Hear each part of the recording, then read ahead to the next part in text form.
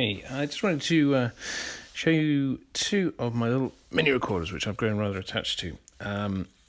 This is one I really like, which is the Tascam DR10X, which has the XLR. And this is great because it can just either plug straight in to the end of your mic, or as I tend to have it with the Rycote grip here, just plugging in on the end here.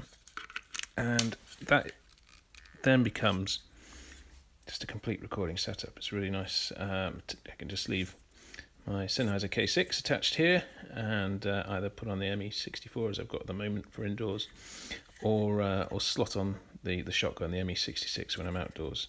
You can hold it like this, have the mic pointing up at you, isolating all the sound around. Really nice setup and really lightweight little recorder.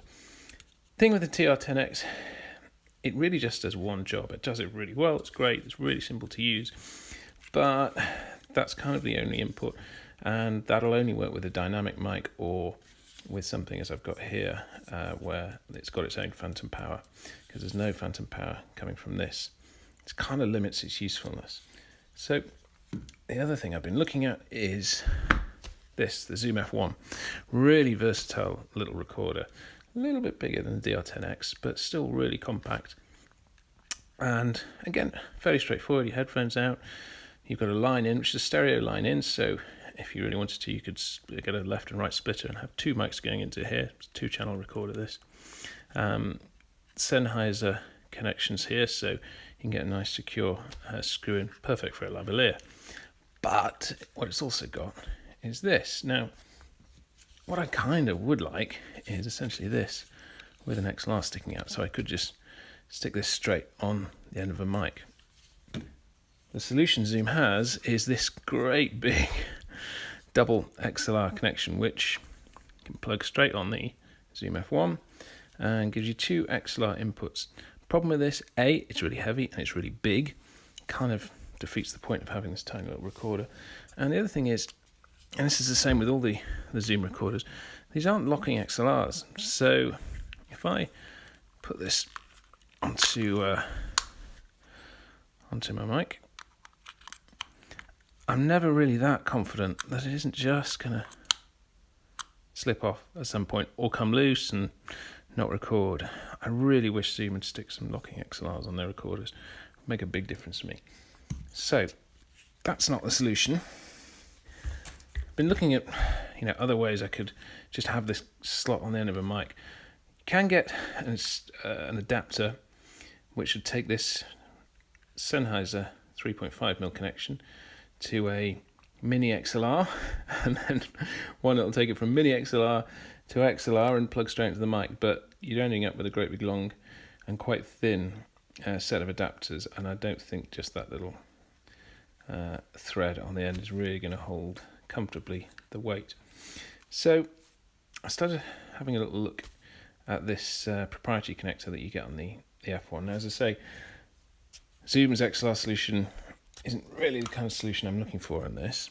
So I did what you really shouldn't do and took all the screws out of this little fella. Now, this is the mic that comes with the Zoom H5, a bigger brother to the F1. It's the XYH-5. Now, this is a neat little thing in itself, and actually, it does make a nice little pair with the F1. Nice little pocket microphone and recorder. But as I say, I want to plug in XLRs, and I want to stick this on the end of an XLR mic. So, took out the screws. And if you open it up inside, you can see what's going on with the electronics in here. There's two boards connected by these 6 wires. You can just unplug that.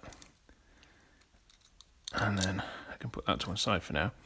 So first of all, I'm going to have a quick look inside the XY mics here. They come through these wires and are soldered onto the board underneath and on top here. Now, coming out of each of these mic wires is 4 little wires, which, messing around with electronics isn't my forte, but you tend to find 3 wires coming off a mic. So that's sort of proprietary to start with. What you've also got on here is the XLR, is the 3.5mm mic slot as well. Now when a mic goes into that, it cuts out these two mics, so I think that's done in this little circuit board here. And interestingly, you've got 8 connectors that come off this 3.5mm socket. So 4 wires coming off here, 4 wires coming off here, 8, and also 8 from the 3.5mm socket.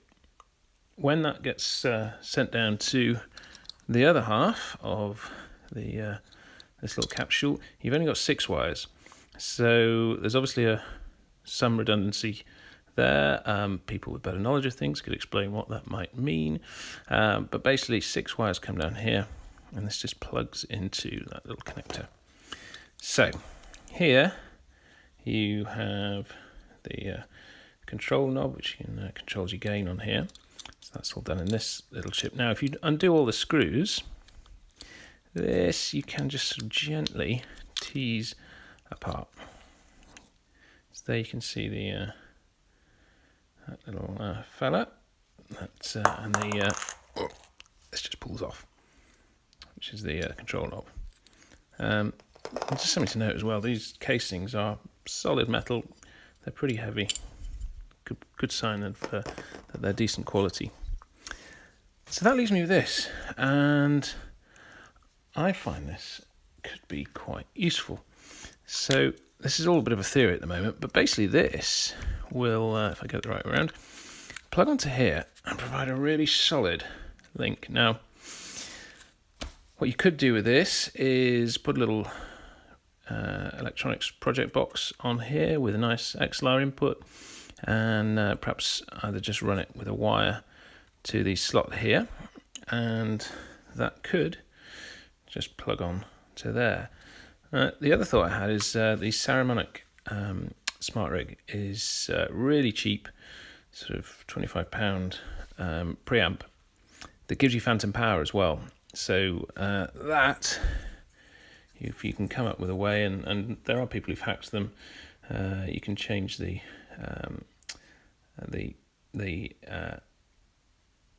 wires coming out of that, because they come out at the bottom. So if you could reconfigure that in some way, attach it to here, that could also be a nice way of giving you phantom power. It also gives you the gain knob on the actual device. So those are my thoughts at the moment on how I might try and turn this into something that looks a bit more like this. It is going to end up bigger, but this is so much more versatile that I kind of think if I pulled it off, I might be able to get rid of this, much as I like it, and just have the one recorder, because I really like this as a lav mic option. Just it's just perfect. Really nice menu controls, much better than the tiny screen on the DR-10X. Like I say, this will do the job. It'll do one job really well. Menus are a bit fiddly. This is much nicer to use, but the XLR options really suck. So your thoughts on how this might come in handy to put on custom mods on the Zoom F1. It's pretty secure, and hopefully ones that won't destroy this for when I eventually put this all back together. These, by the way, you can pick up for about 40 quid on eBay. They're pretty cheap, so that you could look at as a very expensive adapter if you're kind of going to chuck those away, but it doesn't take much to reassemble it for the times when you do want a mic to attach on here, and it is a nice little setup, as I say.